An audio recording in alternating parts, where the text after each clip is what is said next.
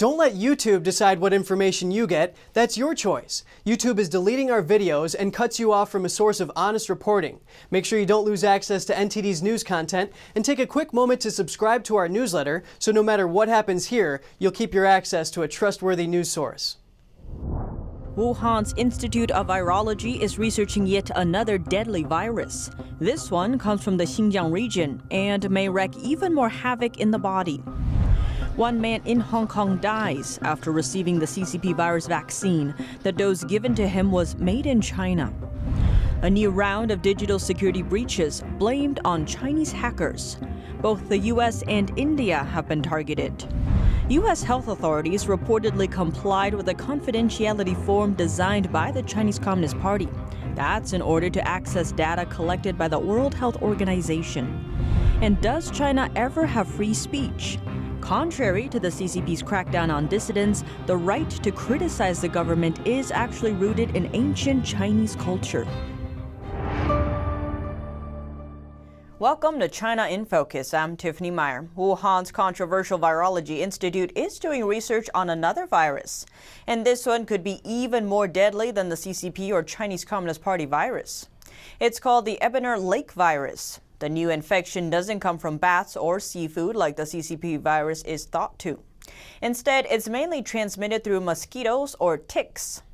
The research paper was published in Frontiers in Microbiology magazine last month. To conduct the research, Wuhan's Virology Institute worked with two other Chinese institutions.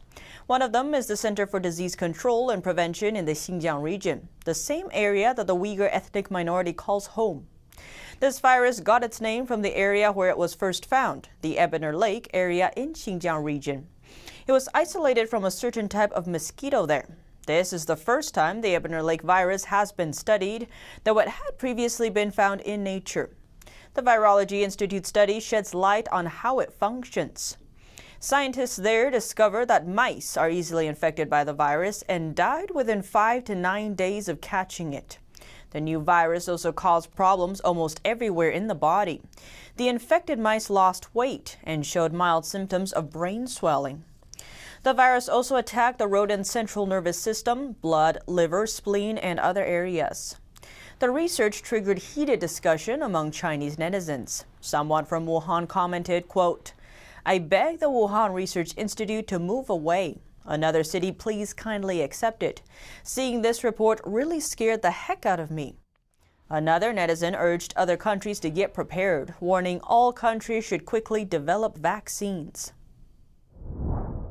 An elderly man in Hong Kong died 2 days after he received a Chinese-made CCP virus vaccine. The Hong Kong government reported this on Tuesday. The Hong Kong government started vaccination for priority groups, including people over 60, since last Friday. According to local media, the Apple Daily, the 63-year-old man had diabetes and received Chinese-made Sinovac vaccine on the first day. He then developed acute breathing difficulties and died 2 days later.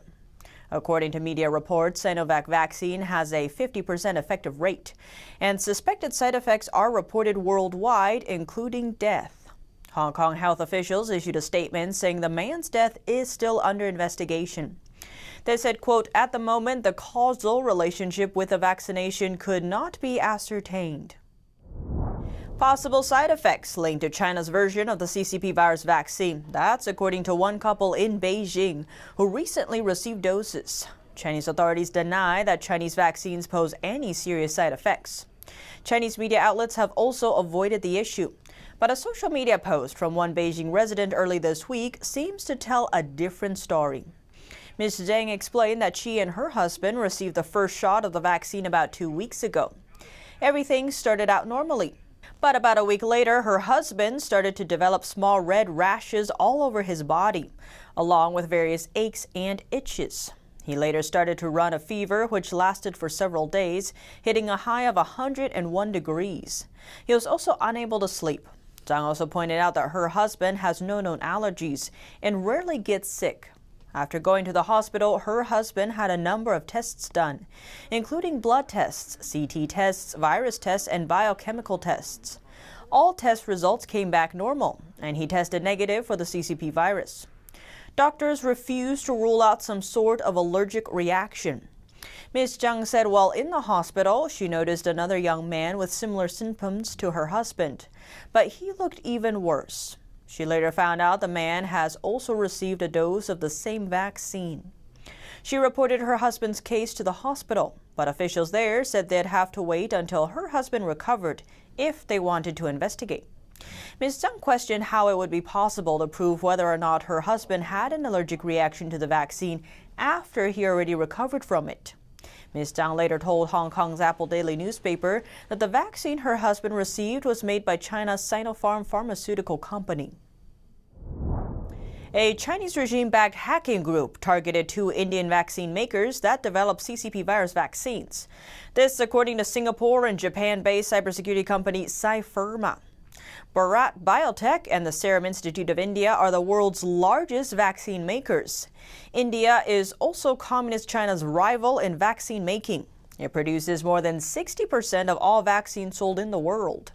Pharma says Chinese hacking group APT-10 identified gaps and vulnerabilities in the IT infrastructure and supply chain software of the 2 Indian companies. The hacking group is also known as Stone Panda. Pharma's chief executive used to be a top cyber official with British Foreign Intelligence Agency MI6. He says the Chinese regime's real motive is to exfiltrate intellectual property and to get competitive advantage over India. He says Stone Panda was actively targeting Serum Institute of India because it is making the AstraZeneca vaccines for many countries and will soon start bulk production of Novavax shots. The Chinese regime's foreign ministry has yet to comment. Another wave of data theft blamed on Chinese hackers. Microsoft said Tuesday hackers exploited a bug in its email server software and used it to attack the company's Exchange email service. Microsoft blamed the breach on China, calling it a highly skilled and sophisticated state-sponsored operation. The tech company says the hackers are trying to steal information from various targets, including American universities, law firms, and research centers that study infectious diseases. Microsoft also added the China-based group operates from leased U.S. service to help them avoid detection, but noted the hack doesn't affect personal email accounts or Microsoft's cloud-based services. Microsoft credits Virginia-based cybersecurity firm Volexity with detecting the intrusion. They say their monitor picked up a suspiciously large data transfer in late January. Microsoft has released a security update to fix the problem on its Exchange server. The CCP's grip on scientists from outside China may be tighter than ever before. Early last year, Dr. Anthony Fauci's deputy was required to sign a confidentiality agreement tailored to China's terms. He signed it so that he could join a World Health Organization or WHO team in China. The team was there to collect data about the CCP virus. Dr. Fauci is the chief medical advisor to the U.S. president and also the director of National Institute of Allergy and Infectious Diseases.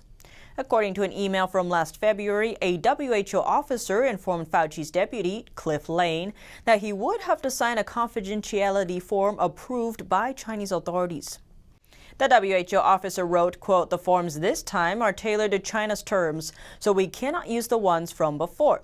Lane was also asked to complete a disclosure of interest form. The Daily Caller News Foundation obtained the email through a lawsuit filed by a watchdog group called Judicial Watch.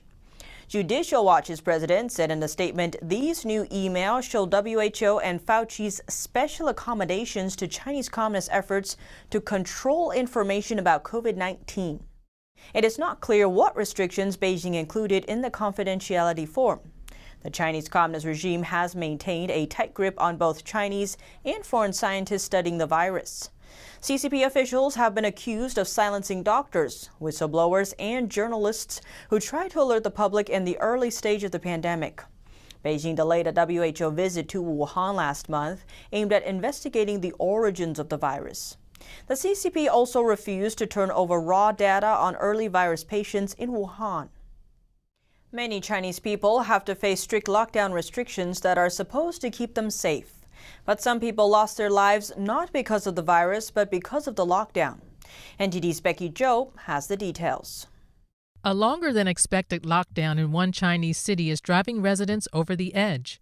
Locals report having no choice but to watch their family members die due to a lack of public services. Since the beginning of the lockdown, Nangong City has reduced emergency services provided by police, firemen, and nurses. At least 3 residents there recently passed away. They were not infected with the CCP virus. My father has been lying on the street unattended for some time due to the lockdown. By the time we knew that, it was too late to rescue him. And when she called 110, the emergency number in China, the operator said the police and firemen couldn't do anything due to the lockdown. Mr. Sun explained it's been hard for him to visit his parents because every village is under lockdown. Sun's father passed away on the eve of Chinese New Year because he couldn't get medical attention in time.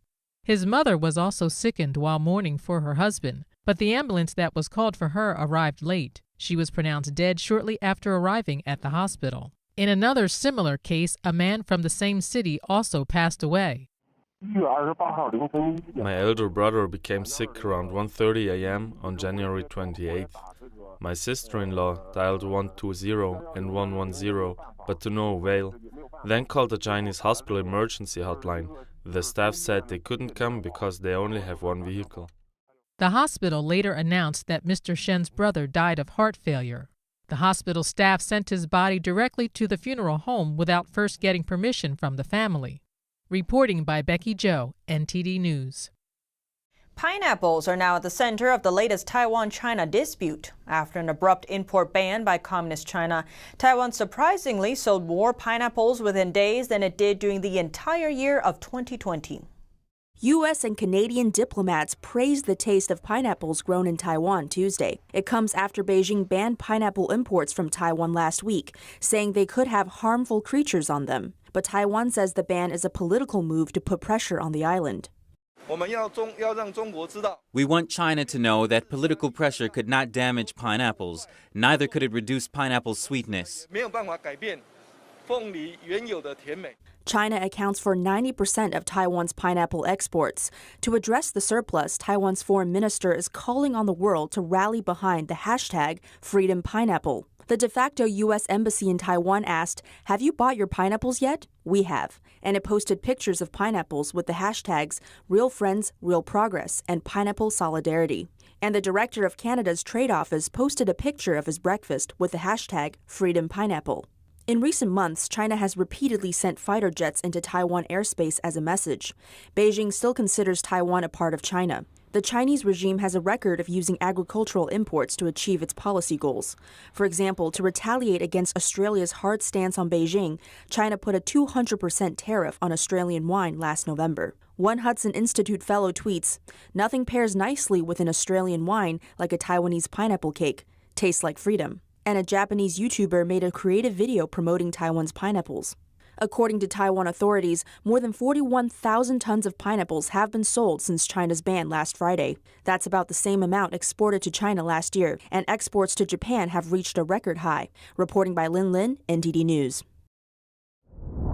House Speaker Nancy Pelosi is showing her support for Uyghur Muslims, an ethnic minority persecuted by the Chinese Communist regime. On Monday, Pelosi met with U.S.-based Uyghur rights group Campaign for Uyghurs, or CFU. It's a nonprofit that advocates for the freedoms and rights of the Uyghur people globally. During the virtual meeting, Pelosi reiterated her view that the U.S. has an obligation to address the human rights abuses. She also wrote on Twitter saying that if the U.S. doesn't speak out on rights abuses in China, then it loses its moral authority to speak out on human rights altogether. The next day, the Chinese regime's foreign ministry slammed the meeting and denied any abuses against the Uyghurs. The regime spokesperson also discredited CFU members. Contrary to the regime's denial, the UN has said that the CCP holds 1 million Uyghurs in Xinjiang's detention camps. Camp survivors and experts say that Uyghurs in Xinjiang have been subjected to systemic torture, forced sterilization, forced labor, and political brainwashing. Leaked documents from the regime also show the same. Jack Ma, the founder of the Chinese e-commerce giant Alibaba, has lost his title as China's richest man. Ma held the title since 2019, but according to the 2021 Wuhan Global Rich List, he is now trailing in 4th place. He is right behind the founder of another Chinese e-commerce company. His fall comes after Chinese regulators reined in Ma's Ant Group and Alibaba on antitrust issues. Last October, Ma blasted China's regulatory system, and that led in part to the suspension of his Ant Group's nearly $40 billion IPO just days before the public listing. Following Ma's criticism, Chinese regulators have tightened antitrust scrutiny on the tech sector. Right now, the title of China's richest man belongs to Zhongshan Shen. He has $85 billion in personal wealth and is the founder of a bottled water company. The second richest man is the CEO of Chinese tech giant Tencent. He has $74 billion in personal wealth. Tencent developed the messaging app WeChat. It has about 20 million active daily users in the U.S. Jack Ma currently sits with $56 billion. Behind Ma in fifth place is the founder of TikTok's ByteDance. He has $54 billion. As of 2020, TikTok has more than 100 million active monthly users in the U.S. Both TikTok and WeChat have been under scrutiny by the Trump administration. That's due to national security concerns. Trump proposed a ban on both apps. The Commerce Department under Trump has said that the apps collect personal information from users, and that data could be sent to the Chinese Communist Party. Last week, the Biden administration asked the U.S. Court of Appeals to pause Trump's ban on WeChat and TikTok. In Communist China, authorities will charge someone for so-called speech crimes about every 2 days. That's according to a list a Chinese citizen compiled. The list tallies every time Chinese authorities punished or censored someone for the person's speech. It covers the past 8 years, but it only records cases that have been made known to the public. Although the list does not include cases that occurred behind closed doors, it still has more than 1,800 entries. That means a case of censorship happens on average every 40 hours for the past 8 years. From the listed cases, it appears that any form of criticism towards the regime may be subject to censorship or punishment. That's because the list includes people who got censored for questioning the news, insulting the CCP and its members, insulting CCP leaders Xi Jinping and Mao Zedong, arguing against the police, questioning the official data on the CCP virus in Wuhan, questioning the official death toll from the border clash with India, questioning the party's policies, talking about quitting the CCP, and talking about the spiritual practice Falun Gong. In one seemingly trivial case, someone was even punished for writing a dirty joke online. The person behind the list is known only as Mr. Wang. He says he decided to compile the list after reading about people who were punished for so-called insulting the country. He writes on Twitter saying he knew there are speech crimes in China, but never thought they are this bad. He adds, quote, "Big Brother is watching you. I tried to look for the eyes of Big Brother and ended up finding them everywhere." When we talk about freedom of speech in China, people may think of the Chinese regime's crackdown on dissidents and internet censorship, blocking its citizens from seeing anything that criticizes the communist system. Some attribute the lack of free speech to China's thousands of years under an imperial system. The Communist Party regularly echoes that China's old world culture ought to be destroyed, something it says makes way for paradise under communism. But a glance at the country's history may prove free speech does have roots there. China's homegrown free speech tradition dates back thousands of years and is actually anchored in Confucianism. Visitors to Tiananmen Square in Beijing will probably notice a tall, ceremonial column there. It's made of white marble, decorated with delicate carvings, and features a mythical creature on top. The column, known as Huabiao, actually originated from Fei Bang Mu. Loosely translated, it means commentary board. It refers to wooden boards that were often set up on main roads. They gave the public a place to write criticism and complaints about government policies. It first appeared 5,000 years ago during the time of ancient Emperor Shun. The idea was often cited by later scholars and officials, mainly to persuade emperors to take criticism from the public into account. The idea of criticizing rulers can also be seen in Confucius classes. Contrary to the absolute obedience required by the current-day Communist Party, a disciple of Confucius named Mencius once argued before a king that people should not be silent when their ruler makes major mistakes. Instead, they should forcefully voice their concerns. He went on to say that if the leader still refuses to listen after the people have repeatedly raised the issue, they should either remove that ruler from power or abandon the state. The right to criticize the emperor was later incorporated into the Chinese imperial system. During the 7th century's Sui and later Tang dynasties, China established a political system called the 3 departments and 6 ministries. Under the system, the Department of State Affairs is the executive branch. The Secretariat advises the emperor and drafts the policies, similar to modern legislature. While the Chancellery reviews those policies and decides if they're legitimate, if the Chancellery decides the policies is inappropriate, they can refuse to co-sign the bill. Without their signature, the policy cannot be legally implemented. There could be back and forth between the emperor and the Chancellery. But according to Taiwan-based China history scholar Ma Han-kwang, the emperor couldn't do much aside of removing the official who disagrees. But that would be seen as a drastic move and considered disrupting the legal system. No Tang Dynasty emperor ever took that route. Most dynasties in ancient China also created official positions, whose job was to criticize the emperor's decisions and block them from going into effect. It became an unwritten rule that throughout China's imperial system that the emperor could not punish or kill those officials over their criticism. If they did, the emperor would risk losing their claim to power and ruin their reputation in history.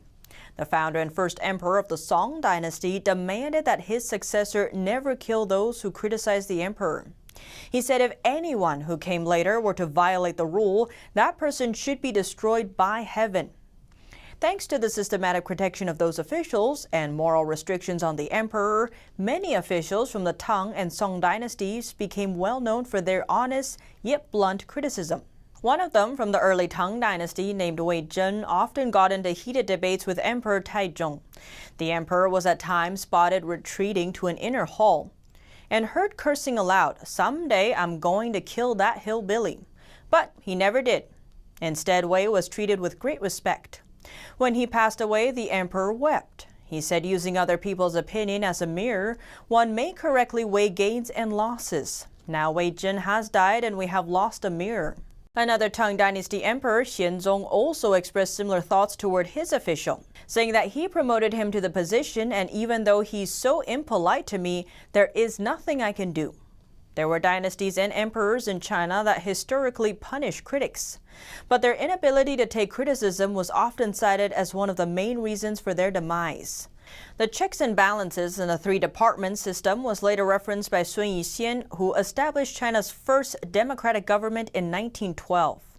Even though the protection of the official critics was not written into law in ancient China, records show it was often more effective than in modern China under communist rule. Now, free speech exists in the country's constitution, but isn't really practiced. And that's all for today's China in Focus. Thanks for watching and see you tomorrow.